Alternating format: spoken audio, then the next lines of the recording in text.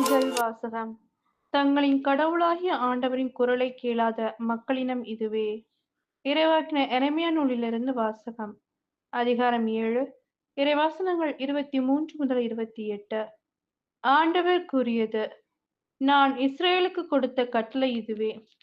என் குரலுக்கு செவிகொடுங்கள். அப்போது நான் உங்களுக்கு கடவுளாயிருப்பேன். நீங்கள் எனக்கு மக்களாயிருப்பீர்கள். நான் கட்டளையிட்ட நெறிகள் அனைத்தையும் கடைபிடியுங்கள். அது உங்களுக்கு நலம் பயக்கும். அவர்களோ செவிசாய்க்கவும் இல்லை, கவனிக்கவும் இல்லை.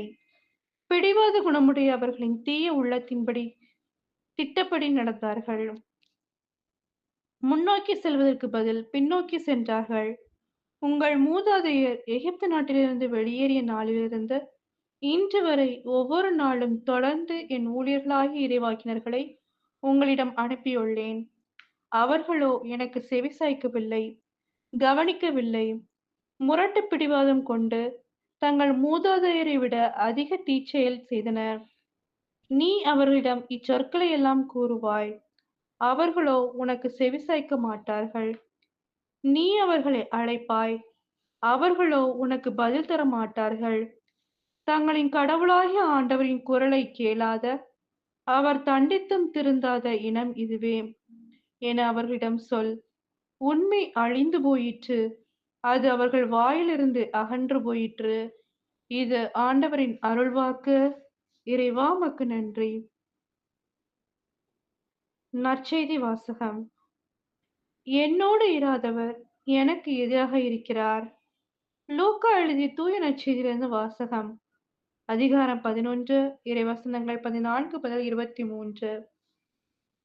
ஒரு நாள் இயேசு பேச்சிழந்த ஒருவரிடமிருந்து பேயை ஓட்டினார். பேய் வெளியேறவே பேச்சற்ற அவர் பேசினார். கூட்டத்தினர் வியந்து நின்றனர். அவர்களுள் சிலர், பேய்களின் தலைவனாகிய பெயல்செபூலைக் கொண்டே இவன் பேய்களை ஓட்டுகிறான் என்றனர்.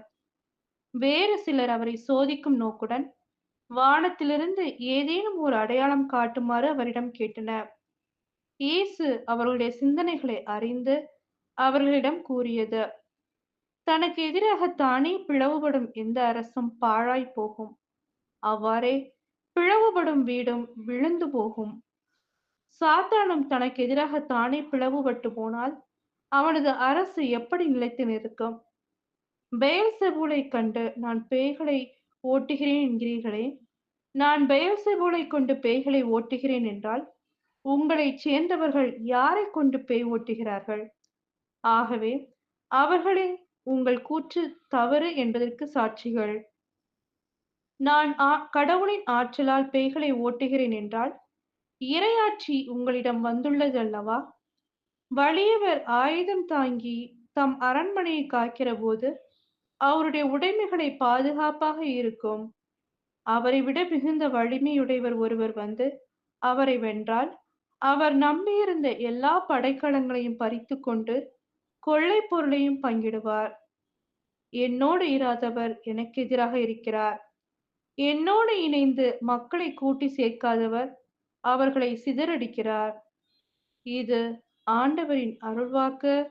இறைவா உமக்கு நன்றி.